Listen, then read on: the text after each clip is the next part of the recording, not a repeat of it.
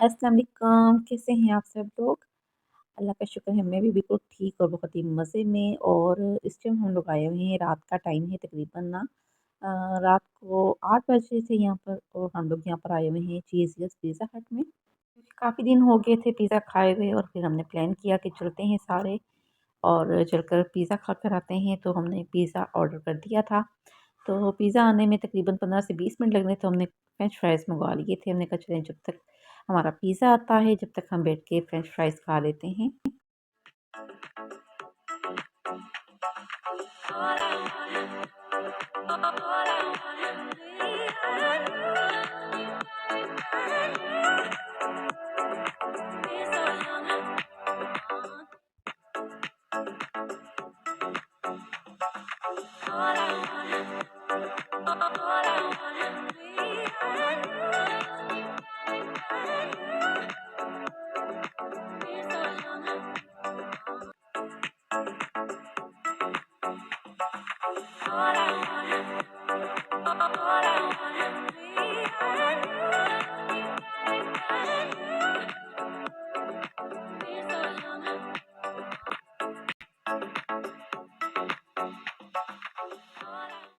तो लीजिए हमारा फेवरेट सा पिज़्ज़ा आ गया है, क्राउन क्रश।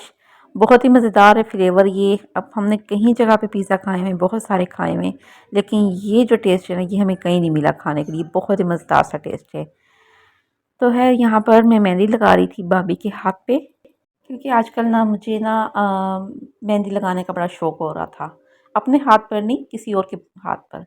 तो भाभी ने कहा मेरा हाथ अवेलेबल है, तुम्हारा दिल करे तो तुम मेरे हाथ पे लगा लो। मैंने कहा चलें ठीक है, मुझे तो आगे दिल कर रहा था लगाऊं किसी के हाथ पर। जैसे मैंने मेहंदी सीखी थी, काफ़ी टाइम हो गया है, मेरी प्रैक्टिस बिल्कुल भी नहीं थी। तो मैंने कहा चले मैं लगाती हूँ। तो भाभी ने कहा जब मेरे हाथ से उतर जाए करेगी तो तुम लगा देना करना, इसमें तुम्हारी प्रैक्टिस भी अच्छी हो जाएगी। तो मैंने कहा चलें सही है, वैसे मुझे सीखे हुए काफ़ी अर्सा हो गया है, लेकिन मैं लगाती नहीं थी, तो मेरी प्रैक्टिस बिल्कुल भी नहीं थी। तो मैंने कहा चलो हर मतलब आपकी मेहंदी उतरा करेगी हाथ पर तो आपकी लगा दिया करूँगी, इससे मेरी भी प्रैक्टिस अच्छी हो जाएगी और बहुत अच्छी तरीके से सफाई से लगा लिया करूँगी। तो यहाँ पर मुझे मेहंदी बहुत अच्छी लगी थी, इसका कलर बहुत प्यारा आया था। ये जब सूखेगी मेहंदी उसके बाद फिर मैं आपको इसका कलर भी दिखाऊँगी कि किस तरह का कलर आया है इसका। आज रिकॉर्डिंग करना ना बहुत मुश्किल हो रही थी, मैं वॉइस ओवर कर रही थी और साथ बराबर में पड़ोसियों ने गाने लगाए हुए थे और मतलब मुझे बड़ा मुश्किल हो रही थी रिकॉर्डिंग करना। तो आज मैं आप लोग के साथ ना ये रेसिपी शेयर कर रही हूँ, मेरी आंटी की रेसिपी है। उन्होंने मुझे भेजी है, बहुत ही ज़बरदस्त उन्होंने ये यखनी पुलाव बनाया है। तो यखनी पुलाव बनाने के लिए ना उन्होंने पहले बीफ डाला है, उसके अंदर खड़े गरम मसाले सारे डाल दिए हैं, बीच में अदरक और लहसुन भी डाल दिया है, प्याज भी डाल दिए हैं और सारे मसाले डालकर उसे बॉयल कर लिया था। और फिर उसके बाद जो है ना इन्होंने गोश्त को अलग कर लिया, यखनी को अलग कर लिया है। बहुत ही मज़ेदार सा ये खाना बनाती हैं और इनके हाथ में बहुत ही जायका है। तो यहाँ पर ना इन्होंने एक छोटे से साइज़ का प्याज लिया है, ठीक है, उसे हल्का सा ब्राउन करके उसके अंदर जो बॉयल गोश्त था वो डाल दिया है, अदरक लहसुन का पेस्ट डाल दिया है और मसालों में इन्होंने जस्ट इसके अंदर नमक, धनिया पाउडर, ज़ीरा पाउडर और बिल्कुल थोड़ी सी कुटी हुई ना लाल मिर्च डाली हैं।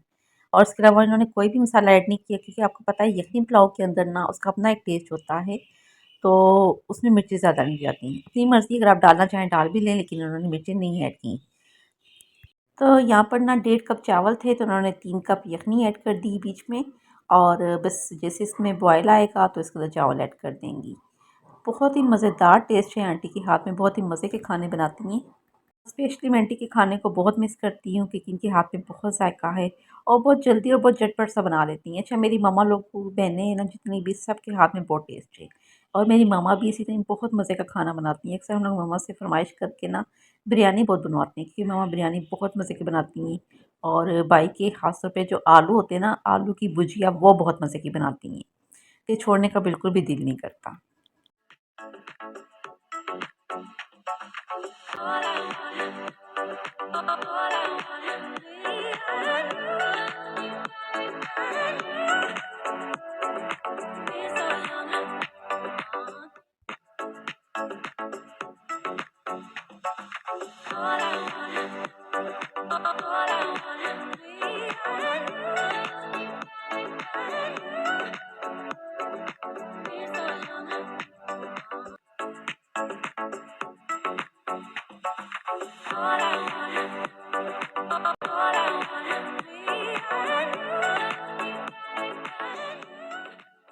तो यहाँ पर बीफ पुलाव बन गया था और आप यकीन जाने मेरा मुंह में इतना पानी आ रहा था ना पुलाव देख देख कर। काश आंटी मेरे पास होती और मैं उनसे इस तरह का पुलाव बनवाती।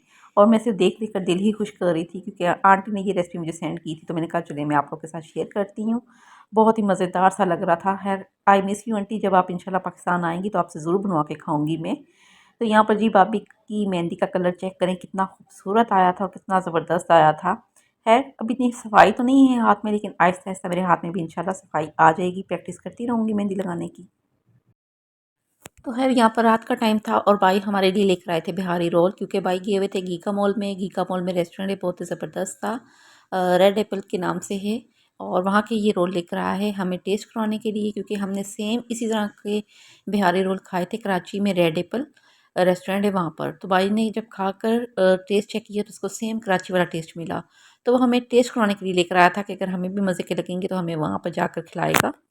तो आप यकीन जाने तारिक रोड कराची में बहुत ही फेमस है वहाँ पर रेड एप्पल रेस्टोरेंट। ये वहाँ का टेस्ट है, बिल्कुल सेम वैसे ही टेस्ट हमें लगा है। तो हमने भाई से फिर फरमाइश की थी कि हमें भी गीका मॉल लेके चले और हम लोग को इसी तरह का रोल हमें खिलाए। तो इंशाल्लाह अब हम अनकरीब जाएंगे यही वाले रोल गीका मॉल में खाने के लिए। तो चलें जी, ये तो मेरा छोटा सा व्लॉग आप लोगों के साथ शेयर किया। अपना ख्याल रखिएगा। अल्लाह हाफिज़।